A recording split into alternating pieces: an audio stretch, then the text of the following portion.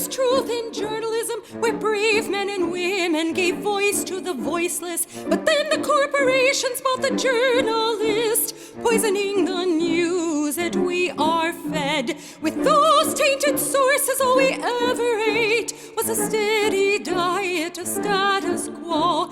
This hijacked narrative hid the truth of mass suffering, injustice, and corruption throughout our land. Status quo, status quo, status quo, status quo. To expose this shift to oligarchy came a band of honest journalists. They left the studio and hit the streets to give the microphone back to the people. From sea to sea, the people were empowered to share their truth. Their voices no longer stifled, reclaimed their power. Join the media revolution now.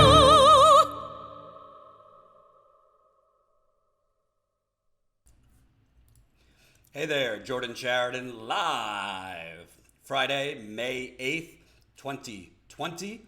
Hope everyone is having an okay day and feeling okay. Obviously, just unprecedented pain throughout the United Corporations of America as the unemployment and just awful economic numbers continue to come out, as well as the increasing death count nearing 77,000 people dead here in the United States of America due to COVID-19. So we're obviously going to get into all of that today. We've had some pretty newsworthy interviews, I shall say. We posted an interview we did with Nina Turner earlier today, and I'll tell you what, she made some news, including, I would say, didn't exactly give a firm no as far as whether she would run third party one day for an office. So we will show you parts of that. We also have an interview with Dave Dayen of the American Prospect. He's the executive editor there. He's been doing a lot of great stuff during COVID-19, breaking stories, and really getting in depth on the corporate bailout and what I'm starting to call the capitalism death cult. So we'll have an interview with Dave Dayen, and I'm going to show you some things that are just completely disgusting and really show that this country is not a country, it's one giant corporation, and its victims are you and I. Like Eugene Scheid, $9.99. And straight up, I'm going to keep it real. We need some money. Status Coup is hurting. Status Coup is hurting. So keep it coming. Maybe we could make it today. We are, what would that be? $440, what is that? $442? Yeah, $442 away from $100,000 raised. Thank you, Richard, $20 a couple hours ago. Mary Jo, $25. Let's see who else we got. $5 from Anonymous. Sarah, $50. Haley left $100 at the end of yesterday's show. I didn't get to thank her. So thank you to all the new donors. Obviously, it's kind of hard just verbally to be pushing a GoFundMe right now as 20 million more Americans lost their job. But you know, we got to do what we got to do. We have lost quite a lot of members so far. Between membership and Patreon, we've lost over 100 paid members, which is a good amount of revenue for us. So in order to, obviously we don't want to cut anybody's pay. We need, Jen and I were just talking earlier, we need to start putting in more money for advertising because YouTube is suppressing us. The text messages that we send, for example, right before we went live, Jen and I decided not to send a text for this live stream because we just don't have the money to send a text for each live stream. Believe it or not, each time we send a text, it ranges, but it could be upwards of $40 per text. So it's kind of it's a double-edged sword. On one end, We're growing our text list, which, by the way, you could join our text list by texting 370-370, type in COUP. Again, text 370-370, type in COUP. For those of you yesterday who said you didn't get the text, let us know if you're not getting the text. You could email us at info@statuscoup.com. Not sure why you wouldn't be getting it. Most of the time, we don't have any issues. But bottom line, we have a lot of costs to grow. So if you got a couple bucks, the minimum is $5 on GoFundMe. You could obviously support us in the super chat as well. So let's get to it. Again, make sure you press the like button. We got 160 people watching already. And as of now, 105 have pressed that like button. So I need a lot more of you. Please press the like button. It's right under the video. Also, we are live at Status Coup on Twitter, so follow us on Twitter.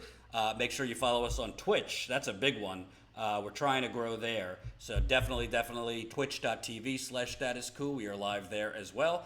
If you don't know, we also have an Instagram, which we started posting to more. So you could definitely follow us on Instagram, instagram.com/Status Coup.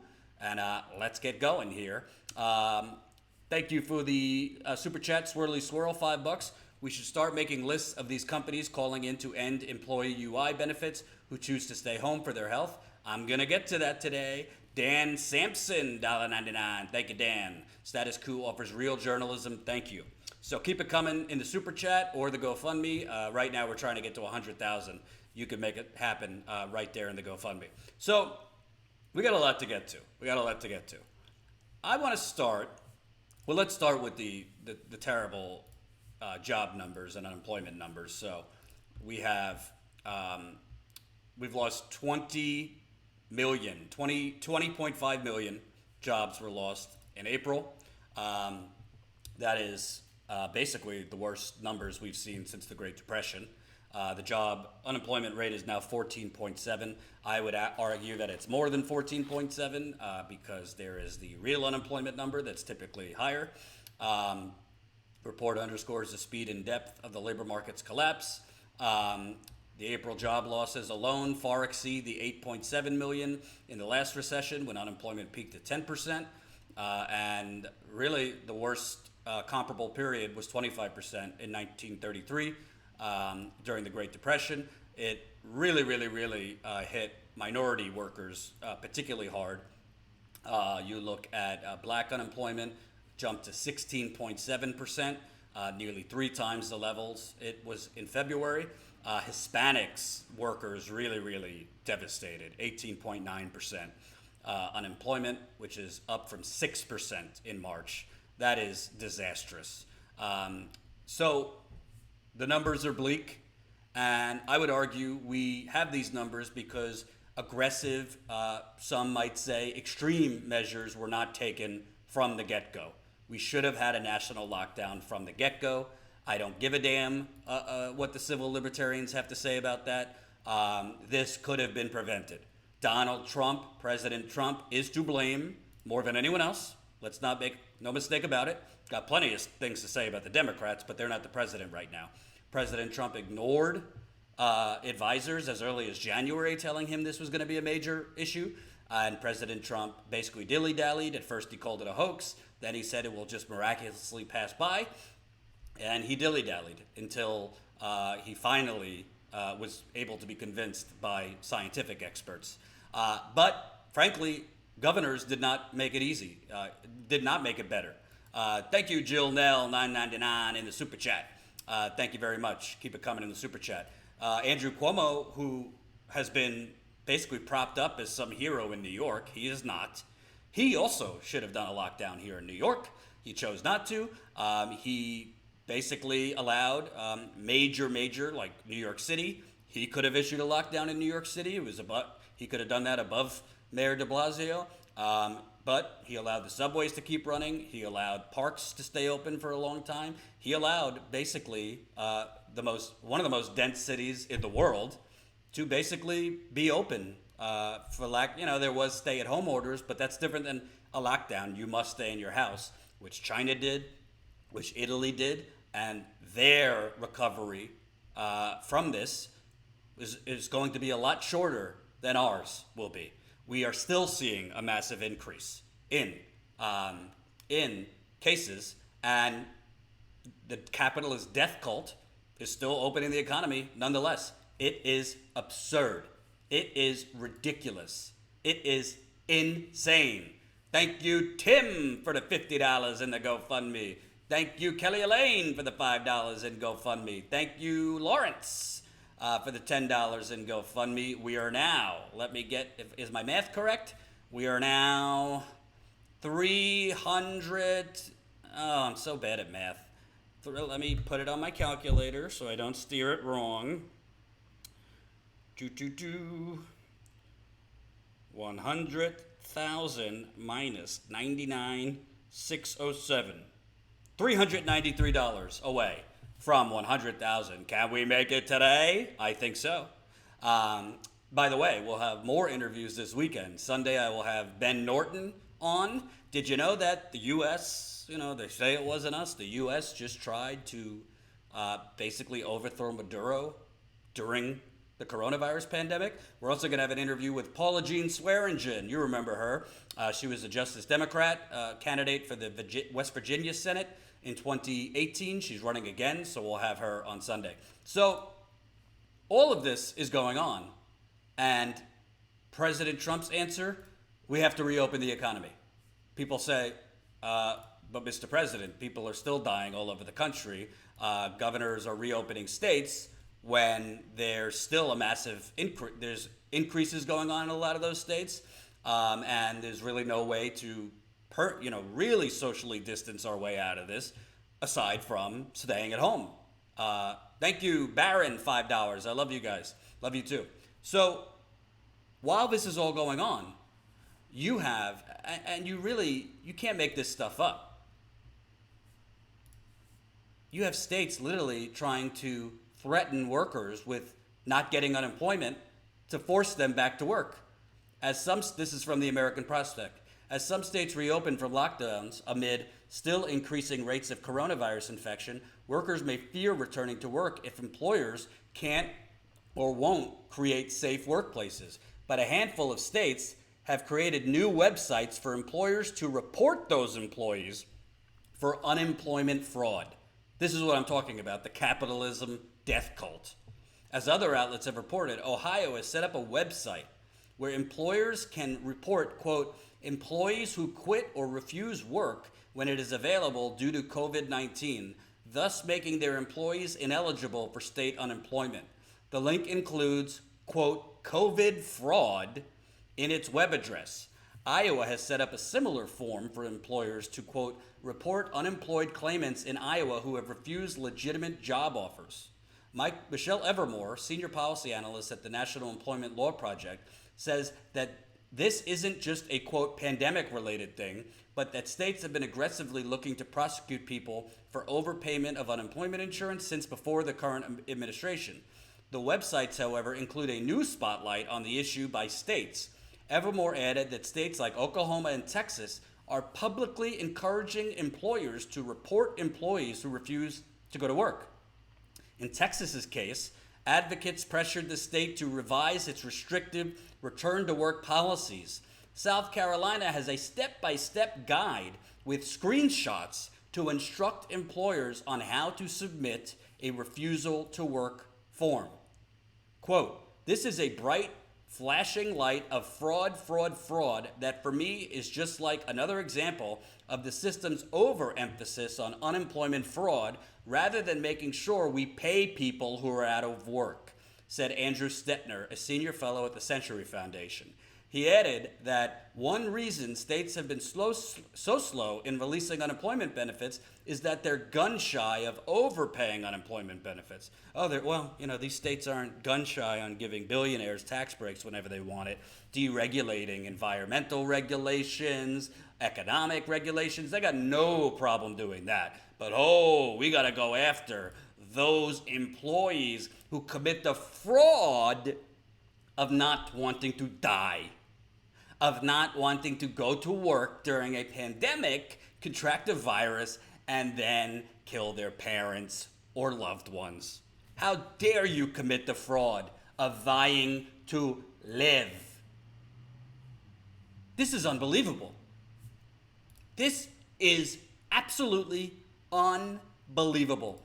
Welcome, new Status Coup member Gabriel. Woohoo! Now we are at 1,816. Love our members. I'm not deterring you from signing up. We've just been focusing on GoFundMe more. But of course, if you got the $5 a month, that would be 16 cents a day. Sign up as a new member, statuscoup.com/join. Gabriel, you are now 1,816. We were over 1,900 members, but we've lost quite a lot during the coronavirus pandemic, understandably, as people are losing their jobs. And by the way, we got 250 people watching right now. Only 178 of you, have pressed that like button. I need all of you. Please press the thumbs up button right under the live stream. But it gets even better. Did that make you angry? Look at this. This is just disgusting. And I said to Jen, we got to find someone to talk about this. In Minneapolis, a homeless tent city is growing because homeless people don't want to go to shelters where it's nearly impossible to socially distance. The Minneapolis governor, Amy Klobuchar is a senator. I don't think she's doing anything about this.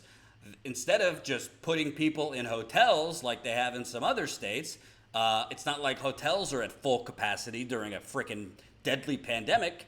Instead of doing that, homeless people are, understandably so, moving into this one tent city. There's over 100 homeless people there now. And what are they doing? The metro officials there are building a fence around this homeless encampment so that more homeless people can't come. Citing urgent public health concerns, Metro Transit authorities are moving to contain the spread of a large and growing homeless encampment near the light rail line in South Minneapolis. Over the past month, a small camp consisting of about a dozen tents on a narrow stretch of land along Hiawatha Avenue has swelled to more than 100 homeless men and women.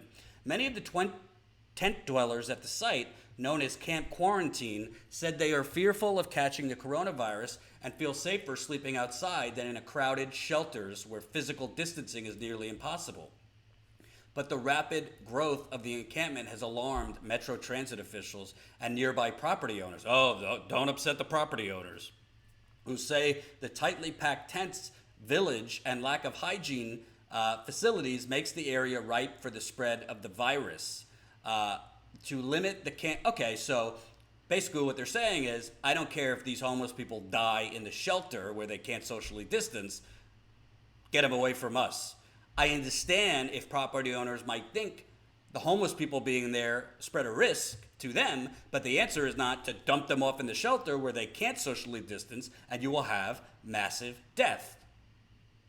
I give you American prisons where people are dying, rapid fire. Prisoners are dying all over America right now because you can't socially distance in a prison.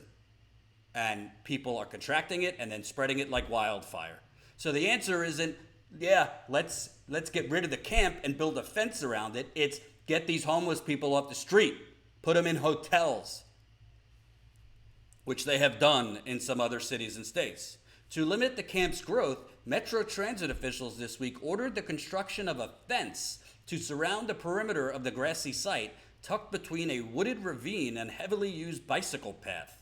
At the same time, the agency said it is closely monitoring the conditions and is considering the possibility of clearing out the encampment if it becomes too much of a health and safety risk. Quote, larger encampments can be problematic because they can foster dangerous activity, and in this time of disease can be ever more dangerous, said Charlie Zell, chairman of the Metropolitan Council, which oversees the transit agency. Let me move forward to this.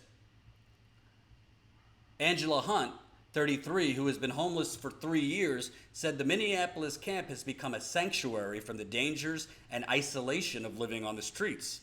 One night last winter, Hunt said she was sleeping in a parking garage near the Mall of America when a drunken man attempted to sexually assault her. The constant movement and stress was also taking its toll. Each day, Hunt had to pack her few belongings and find a new spot to lay her head. Quote, "It's less dangerous here than out on the streets," Hunt said as she cleaned up around her tent. "I could get a full night's sleep. Everyone watches everyone." Yet, the crowded nature of the camp has become a serious concern even among its inhabitants. Many tents are just a few feet apart, and the site lacks certain basics to ward off infections, including hand sanitizer, a source of clean water, and easy access to showers. Some inhabitants wash up near their tents with water poured from plastic jugs and heated on camp stoves. Officials hope the fence will keep people from moving into the site, but some outreach workers said the money would be better spent on sanitation supplies and moving people into stable housing. Quote, "A fence is just a fence. It solves nothing," said Keij Narikawa, who works at a homeless shelter in northeast Minneapolis and was dropping off supplies at the camp. "I'd rather see a focus on the health and safety of people living here. Thank you very much." So, the American death cult, because, these people are homeless, so who gives a damn about them? Let's just build a fence, and if they die, they die.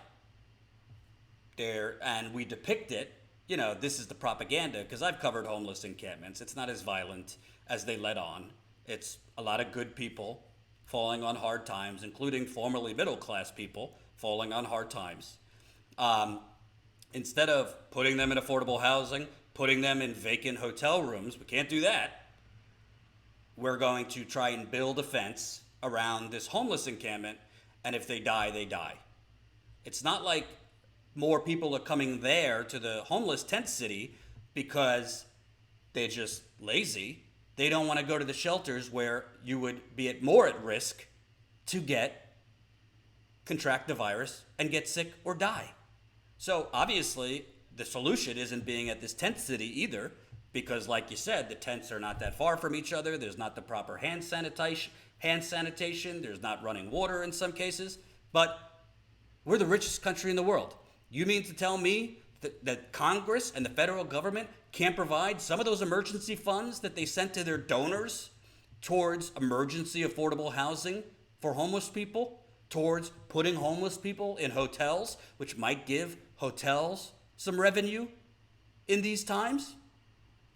We were able to bring in a ship, dock the ship in New York and Los Angeles as makeshift hospitals. We were able to build a makeshift hospital in Central Park, but we can't find affordable housing or lodgings for the homeless during a global pandemic. You're beginning to see a trend here. Who's getting the relief and who isn't? Thank you, Kimberly, $10 in the GoFundMe. Appreciate it. $99,617. Keep it coming if you can. Keep it coming if you can. So, then, if that wasn't enough, I'm not trying to get your blood pressure up, but there's some grim stories here. We have, obviously, Ahmaud Arbery, finally, the father and son duo that executed him in broad daylight were arrested and charged with murder, which would not have happened if that video did not come out. Some justice, I guess you could say. But look at all the people in prison right now. Not bankers, not fossil fuel executives, not big pharma executives. Look at who our authorities are going after during a global pandemic. Michigan resident faces 93 days in jail for a vegetable garden. Nope, this is not The Onion. This is America. A Michigan resident is facing up to 93 days in jail for planting a vegetable garden in her front yard. Julie Bass in Oak Park, Michigan, was first given a warning following a ticket, and now she is being charged with a misdemeanor for her simple front yard garden. Quote, "I think it's sad that the city of Oak Park, that's already strapped for cash, is paying a lot of money to have a prosecutor bothering us," she told Fox 2. The city is claiming that the garden violates a city code which states that a front yard must consist of suitable live plant material, to which Bass responds, "We think it's suitable." They say, why should you grow things in the front? Well, why shouldn't I? They're fine. They're pretty. They're well maintained.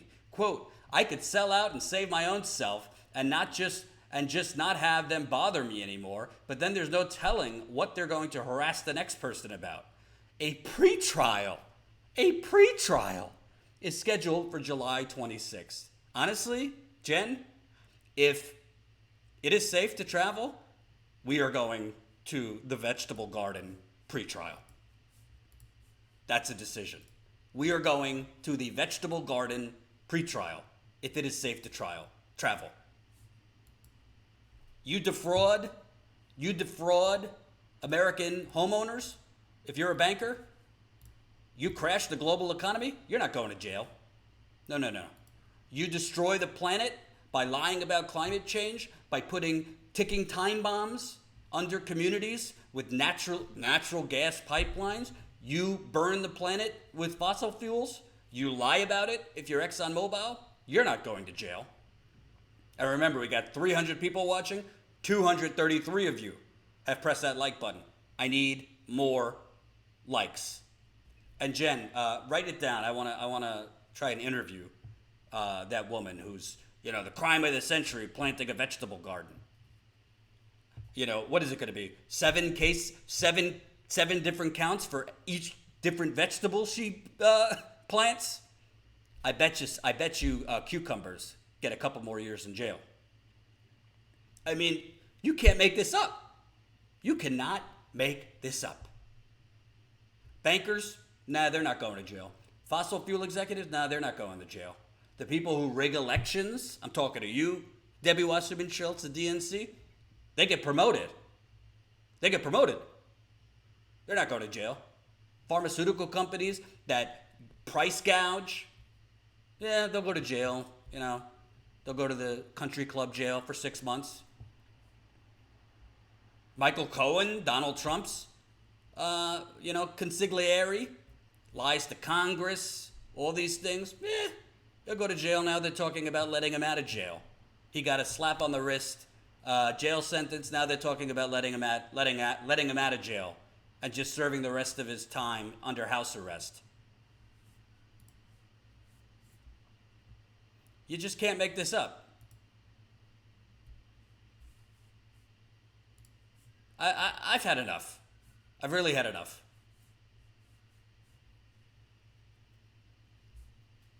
But what really, really gets to me here is as all of this suffering is going on, this is such an opportunity. This is such a massive opportunity. We have, other than the Great Depression, unprecedented pain and suffering economically. If we had progressive leadership right now, we could take out Donald Trump. We could take out Nancy Pelosi. We could make demands as a progressive movement. And frankly, we could get neoliberals to join our movement. There is plenty of people who voted for Joe Biden right now that are unemployed, that have no health care, that are having their hours cut, that are being furloughed. And you want to know something? Nancy Pelosi is not giving them anything. Chuck Schumer is not giving them anything. Donald Trump, Mitch McConnell, they're laughing in their face. The majority of people who are even eligible for unemployment haven't gotten the unemployment benefits yet because state unemployment offices are overrun. They are not equipped for this level of unemployment claims. The $1,200 one-time payment, which is bullshit and crumbs, not enough for anybody. The majority of you haven't even gotten that. And what is Nancy Pelosi fighting for right now? They're talking about expanding COBRA, which is a horrible, horrible program for those that lose their jobs, which in my case, because I'm on COBRA, is costing me $600 a month. Thank God for my parents are helping me. You know what COBRA costs $600 a month? Just to have it, that's before your normal deductibles for your insurance plan, your normal co-insurance, your normal co-pays. Nancy Pelosi's bright idea with now 20.5 million unemployed, almost a 15% unemployment. is to expand Cobra. And they'll pay that large fee, the $600 that I have to pay up front. But the deductible, the co-pays, the co-insurance, you're on your own, pal. Well, if you're unemployed, if you can't get work, how are you going to pay the deductible, the co-insurance, the co-pays? Oh, on top of trying to feed your kids and your family and pay your rent, because there is no rent pause or freeze right now. By the way, when you're wrong, you're wrong. I was wrong. That vegetable garden was from 2011. Sorry, I got it wrong. But the principle still stands. I want to follow up with that homeowner who see if she ever went to jail for the vegetable garden. Sorry, I missed the date. Somebody tweeted on it. I thought it was current. But the principle still stands, even though it was from 2011. Kilkenny, my Cobra is $800. Oh my God, who could afford this? But it's not even just that. Nancy Pelosi is now proposing a bailout for 501c6 organizations. You know what 501c6 organizations are? That's K Street lobbyists.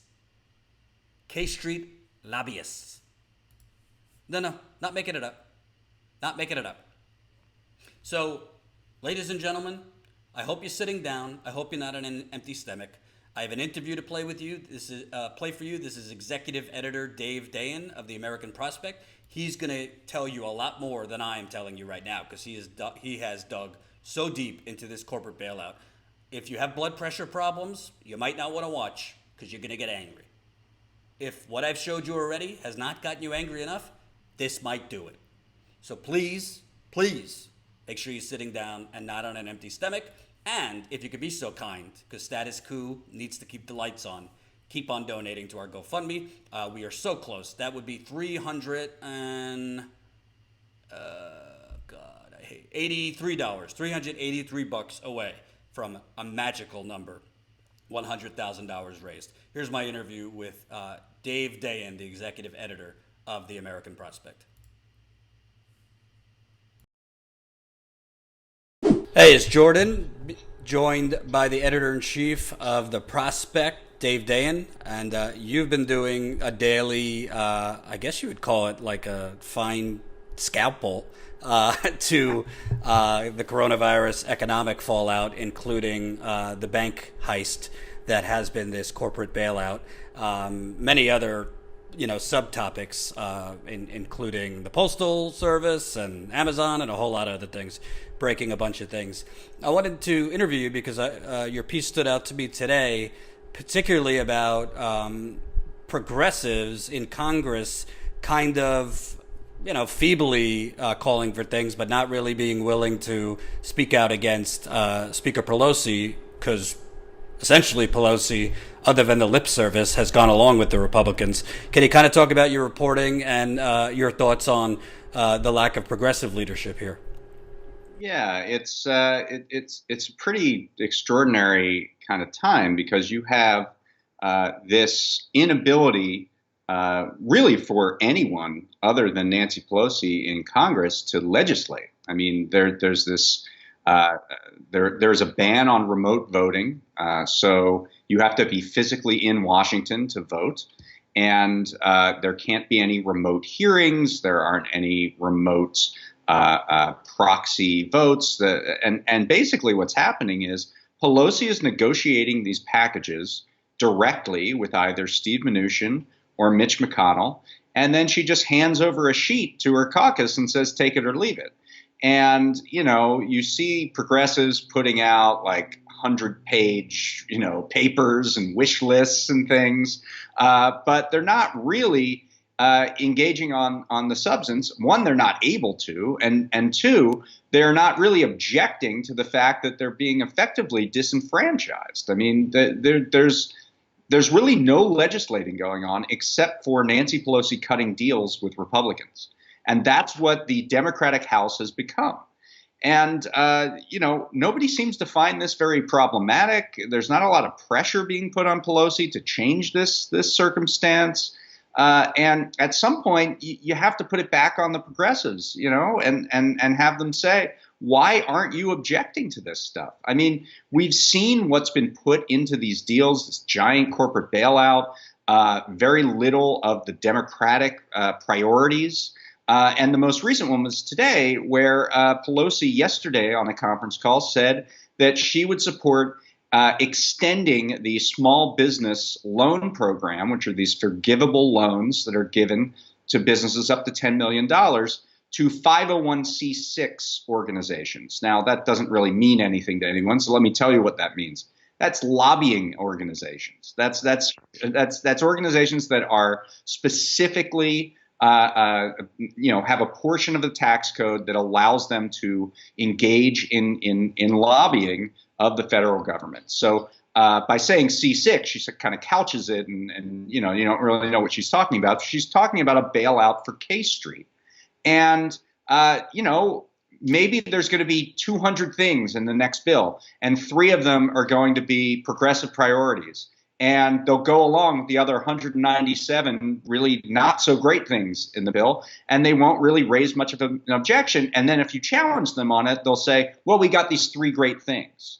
And that is the trajectory of lawmaking right now. And it cuts out really any ability for independent lawmaking or anything whatsoever other than Nancy Pelosi's dictates. So she has already kind of ruled Congress with an iron fist. But in the coronavirus age, that has just accelerated and become a situation where she's a one-woman Congress. Well, what I don't understand, obviously the argument, well, it's fine to be pure when you're outside, but inside we have to compromise. Pramila Jayapal basically told Vox that. AOC has kind of alluded to that. But why are progressives so scared of Nancy Pelosi? I mean, because they're going to be backbenched? I mean, you would think, I understand the tightrope between not wanting to go to war with Pelosi, thinking that succumbing to the argument you're helping Trump get reelected, but we're in extraordinary times. So couldn't AOC, Rashida Tlaib, these people that sold themselves as activists coming into Congress, shouldn't they be speaking out against Nancy Pelosi's solution being let's expand COBRA or a bailout for K Street? It just seems like the people would be behind you. By the way, not just progressives, but even neoliberals are losing their jobs. Conservatives are losing their jobs. Right. Yeah. AOC, to her credit, did vote against the last bill. She was the only member of the Democratic caucus to do so. There really aren't that many members of Congress on the Democratic side right now that are willing to have the courage of their convictions. AOC is maybe the only one out there, at least to a certain degree. Certainly Jayapal and Mark Pocan, who are the co-chairs of the Progressive Caucus, seem to think that they can play the inside game and maybe chisel out a little concession here, a little concession there. And for that reason, they don't want to turn on Pelosi in any way. They want to have, this very cordial relationship that essentially reifies what Pelosi is doing and what she has done to command full control of Congress. Pelosi is a lame duck speaker. This is something that people don't really understand. When she made the deal to get back into the speaker's chair, it was only for 2 terms. We're coming to the end of the first term. She is not going to be the speaker in 2022. So the idea that you got to be worried because your career as a legislator is going to be in peril is not necessarily the case. Number 2, a very small block of Democrats could stop her from even getting a second term as speaker. You need 218 votes as a speaker among the entire Congress in order to be elected as speaker. Right now, Democrats have, 235, 240 members, something like that. Depending on what they get in the next Congress, in the next election, it doesn't take that many of them to say, look, you need to give us a role in legislating here, or you're not going to be speaker again. Nobody really thinks that way. It's not just about one vote after another. It's about saying you need to give us a role in this Congress, or we have the power to unseat you as speaker. We saw this with John Boehner and the Freedom Caucus in 2015. They got rid of them. And then Paul Ryan was installed as Speaker of the House. So there are options here, but it does seem like progressives aren't really willing to take those options and aren't really willing to govern. But what I find really just troubling is, okay, from that mentality of Jayapal, Pocan, well, we want to be diplomatic and play ball because at least we could get something. Well, the something that they've gotten isn't really anything.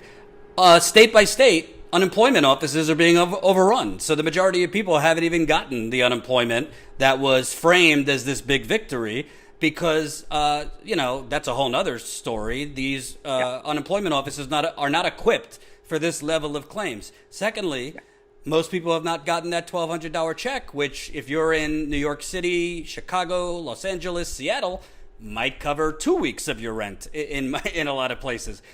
So these kind of, I call them crumbs, aren't even being delivered. And now the Democrats have kind of boxed themselves into, Mitch McConnell and Republicans don't really feel they need to play any more ball on real substantive relief for working people. Right. That is the story. And we actually have a long feature in our next issue of the magazine about state unemployment systems and why they are so backwards, why most of them use the COBOL programming language from the 1950s to manage their systems. And there was literally the governor of New Jersey put out an APB for people who know how to code COBOL because the system was breaking. That's what we relied on. And that's a problem of program design. And if you were committed to this boost in unemployment, which is good, you might have thought of maybe a different way in which to deliver that rather than relying on what we already knew were creaky unemployment systems. The stimulus checks I've covered as well, and how not only is it difficult for those to go out in a timely manner, but they're liable to private debt collection as well as debt collection from banks. If you have an overdraft on the account that the money happens to go into. So all these things, what we're seeing is that where you stand in America depends, how well you're being taken care of depends on where you stand.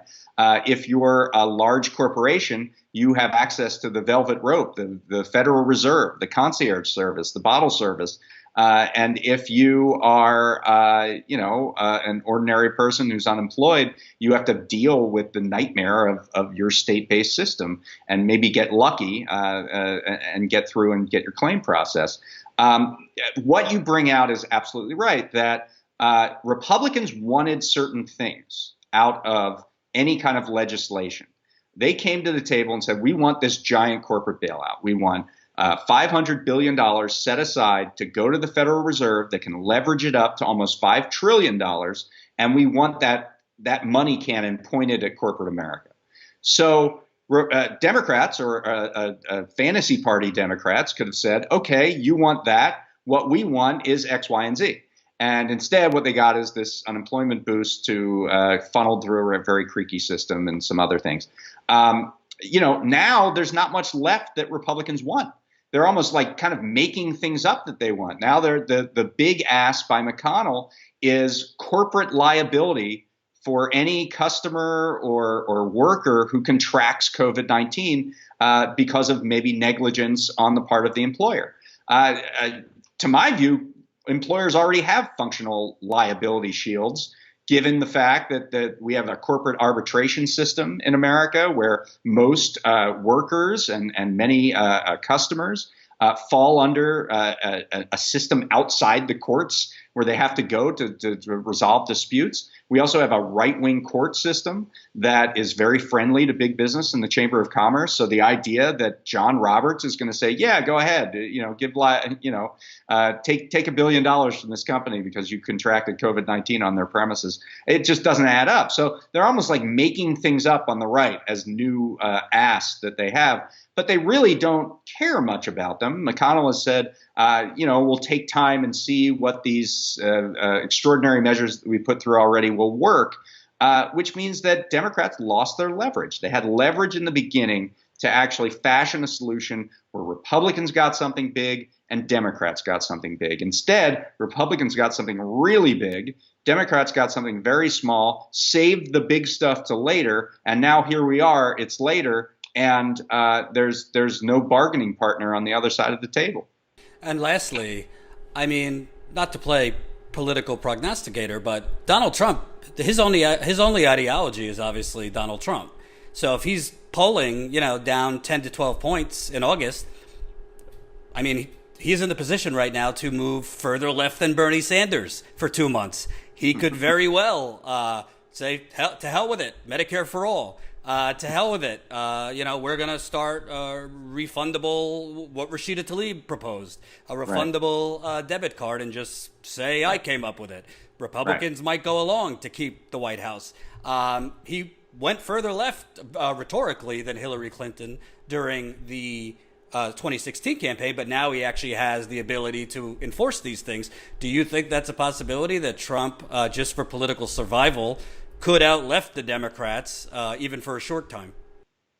Well, Democrats need to think about that. I mean, if they really do want to get good policy forward and really help people survive in this time, Trump is probably the only person they can turn to.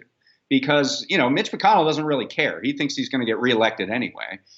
He might see his Senate majority leadership has already lost. I mean, there are certain polls out there in Colorado and Maine that look really, really bad.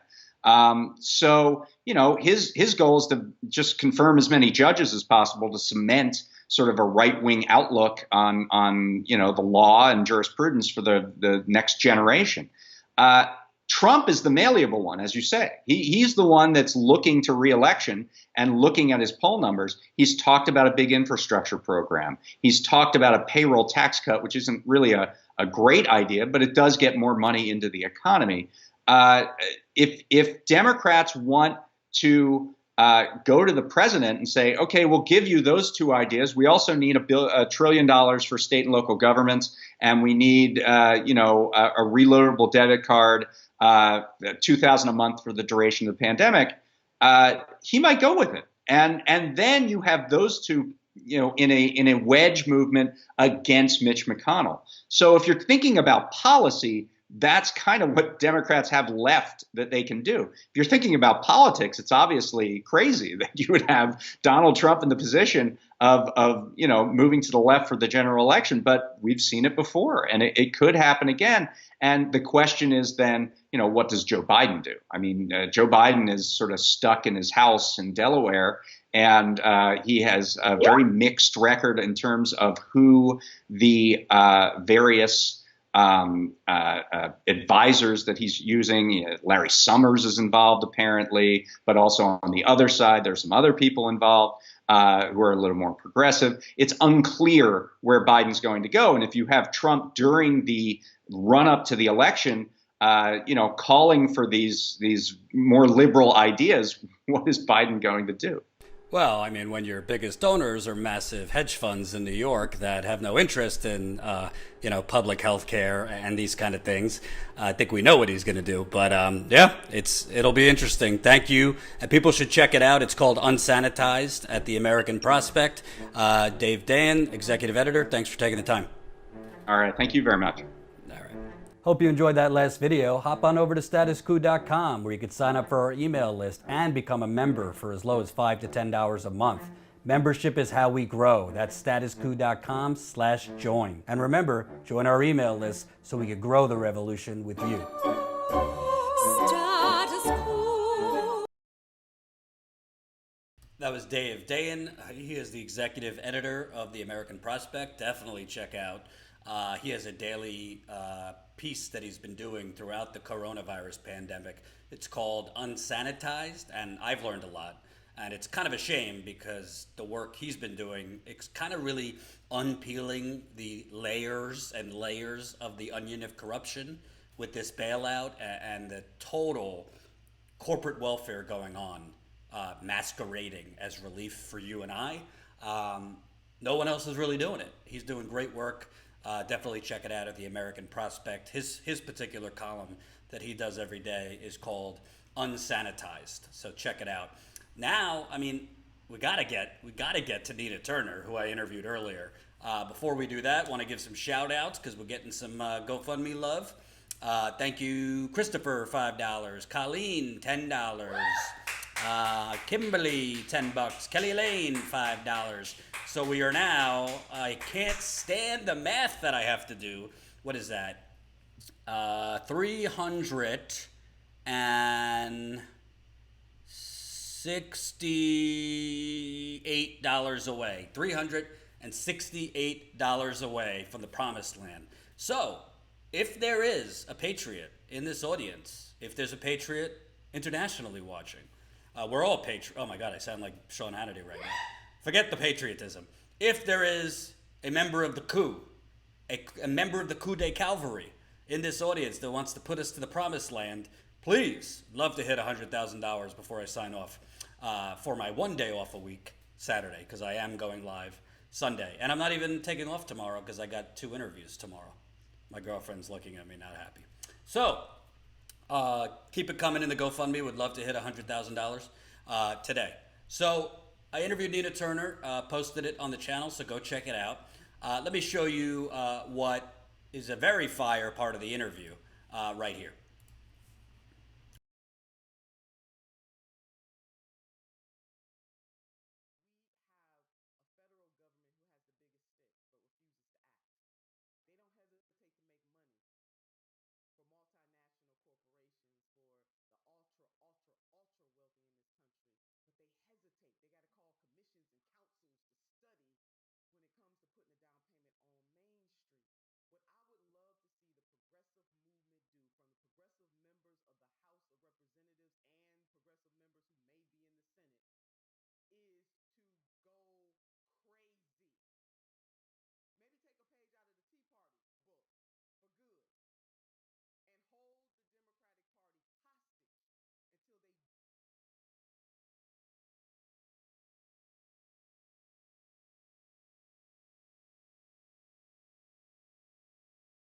Hold on. I don't know why the audio is not working. It should be working.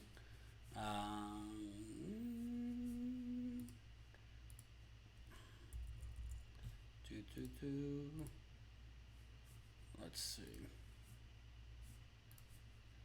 Do something on behalf of the American people. It's not hard. You know, people hedged on that debate stage, Medicare for all who choose, or they worked so hard to get that health care on their job. Don't take it away from them. When we know that COVID-19 has blown the roof off of all of the rhetoric and the lies and the illusion that health care tied to one's job does not work. 33 million people unemployed and climbing on top of the almost 90 million people who are already underinsured and uninsured. And guess what? They don't have health care. So if the COVID-19 virus, Jordan, doesn't move these people, if people literally dying, Black people dying at 4 times the rate as white people during the COVID virus because of comorbidities. And we can have another conversation about that. On top of the structural racism, it makes Black people more vulnerable. If that doesn't move these folks, I don't know what else will. The progressive movement do from the progressive members of the House of Representatives and progressive members who may be in the Senate is to go crazy. Maybe take a page out of the Tea Party book for good and hold the Democratic Party hostage until they do something on behalf of the American people. It's not hard, and especially in the face of... Well, how about somebody, huh?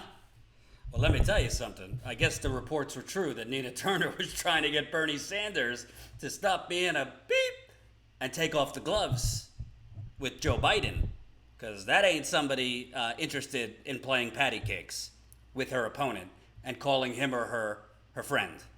I'll tell you that. I love Bernie Sanders, but we have to be honest. We got to be honest here.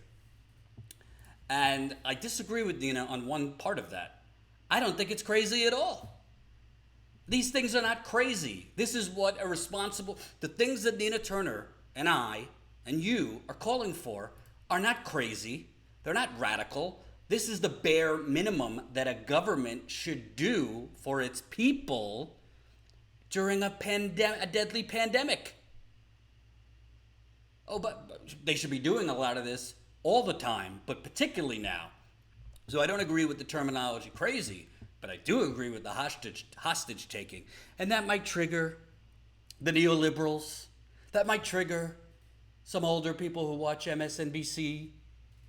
That might trigger the people who think, get rid of Trump, how dare you speak ill of the Democratic Party at a time when we have a chance to take out Donald Trump. To hell with you all, is what I say.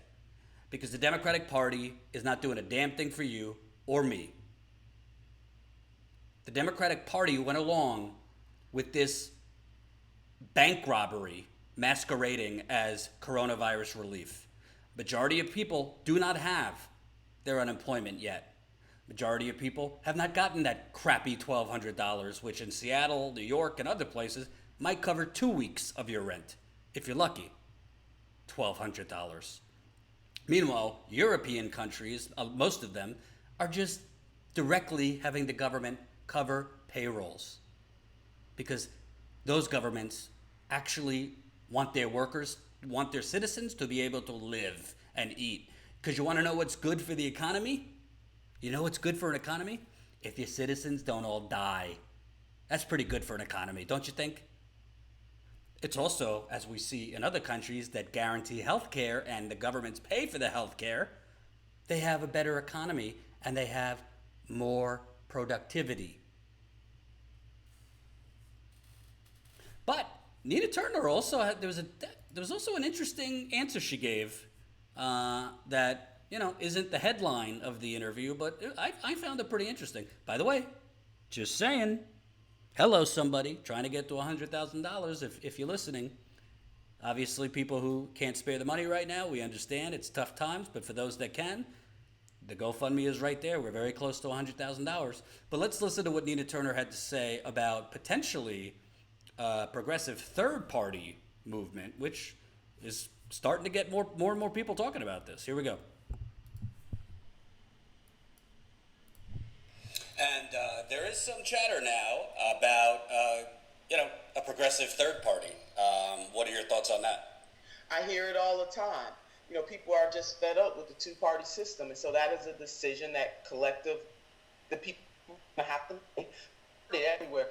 I even heard it on the campaign trail, during the 2020 when our campaign was still going on. And not just from young people, I heard it from young adjacent people. A lot of boomers are out saying they're over it because they don't want to see their grandchildren continue to suffer. And so that is certainly an option that, this is America, right? So it is certainly an option that people should definitely consider. But short of that, we don't have to necessarily wait for a third party to hold people accountable in both parties, but particularly the Democratic Party. One of these parties need to stand up for the people, and it is my hope that it will be the Democratic Party. But people are fed up. So it's more than chatter. People are mad as hell. And sooner or later, they're just not going to take it anymore. So we have an opportunity. We can find promise in this problem. Any chance Nina Turner runs as a third-party candidate at any point in the future? Well, inquiring minds do want to know, George. You have always a way to get me with that last question. I'll take that as stay tuned. One more real quick. I know you got to go. I don't know. That certainly wasn't a no. Did you hear a no? I did not hear a no. I didn't hear a no there. I know a lot of people feel differently about this. Jimmy's all for the third party.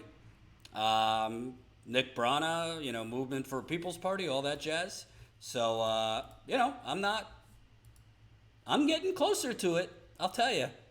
I'm starting to get closer to that point. I think there's some things that need to be worked out, particularly how do you ensure ballot access, making sure if we started a third party, a progressive party, that you could get our candidates on the ballot. Go ask the Green Party how successful they've been with that all over the country. It ain't easy. A lot of people don't realize the governors, in many cases, Democratic governors, control ballot access. So that's a tall hill to climb. But the thing with Nina Turner, and by the way, I just want to be clear, I'm not like a front runner here. I still love Bernie Sanders.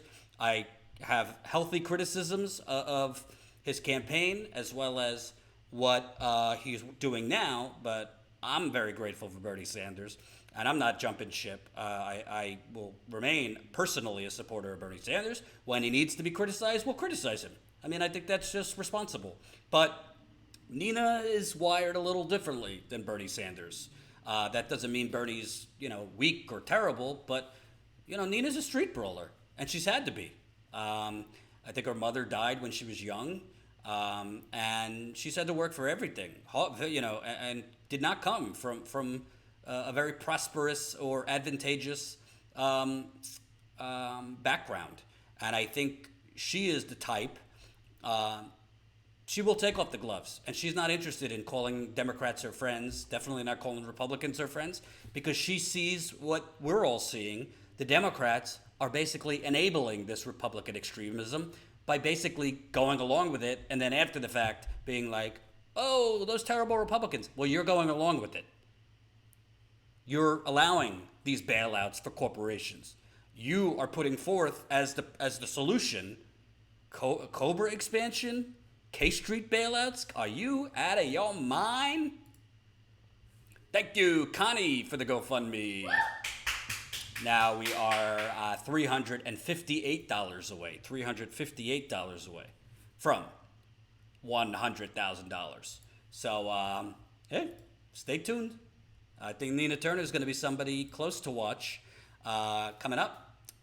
Locally, the mayor's race in Cleveland, where she's from, is next year, so she could run there.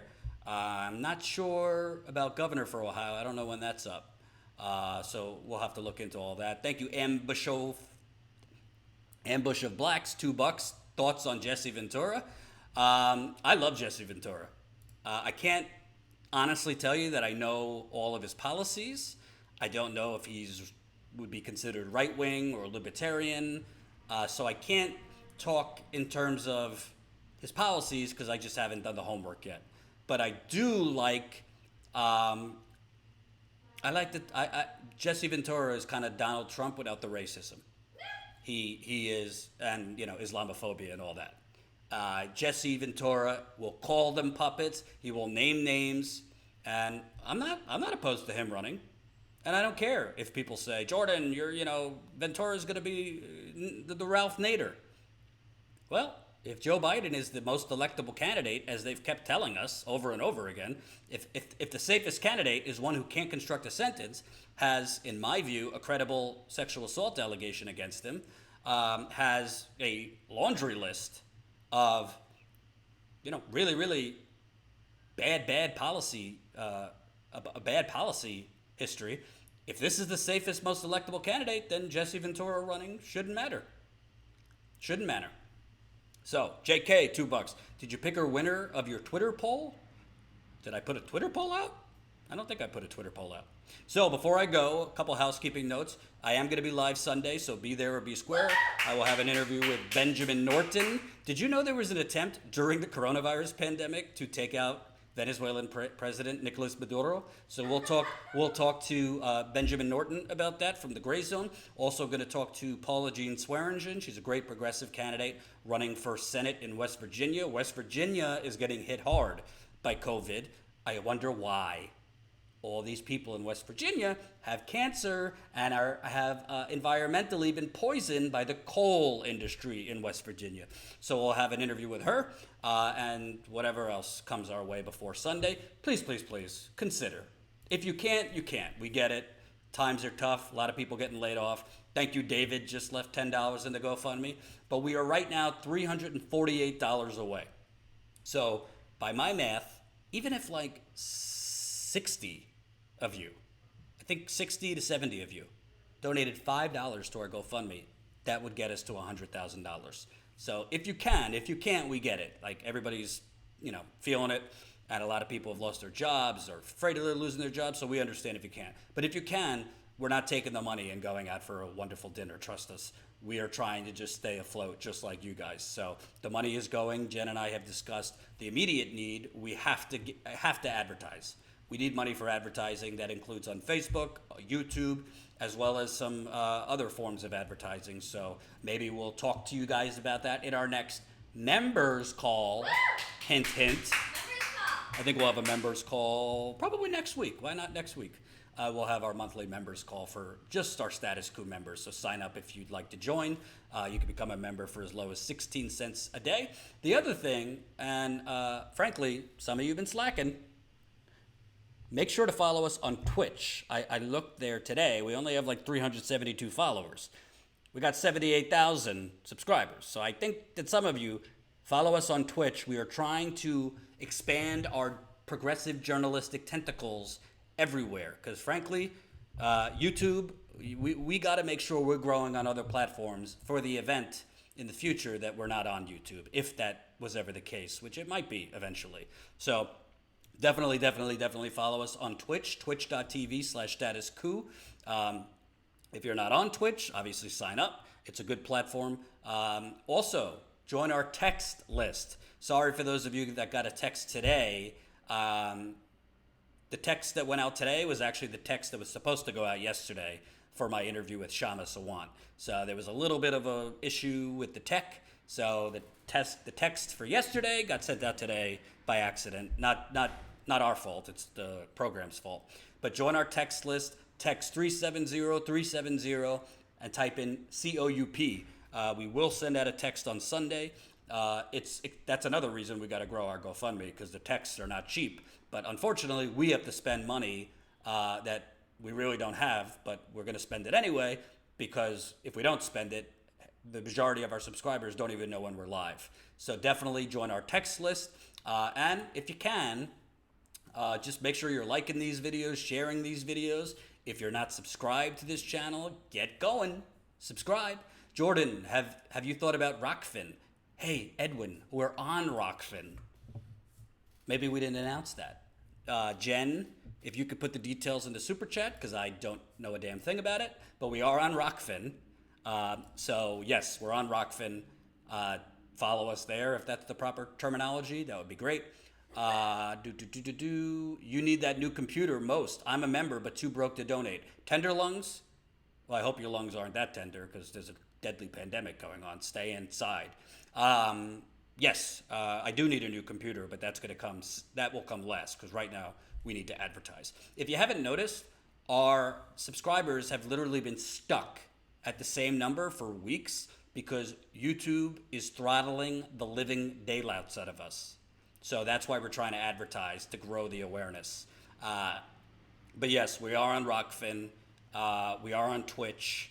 We're on Instagram, instagram.com/Status Coup, twitch.tv/Status Coup. So make sure you spread the coup and follow us on all those platforms. Carl Knight, $10. Can't wait for Sunday. Love Ben Norton. I wonder if those cats at the Gray Zone brag about their SAT scores. I bet you they don't, but I'm pretty sure Ben Norton got like a 1600, because he's wicked smart. And let me make sure I don't miss anybody before I go. Okay, we're finishing at $99,652. The GoFundMe does not sleep, so you can contribute anytime you want. I would love to be able to announce when we go live on Sunday around noon Eastern time. I give myself some flexibility if I want to sleep in, have a leisurely shower, you know. I'd love to announce that we've already made $100,000 by Sunday at around noon Eastern time. So do what you can. And thank you for tuning in. Stay safe. I will see you on Sunday. Peace.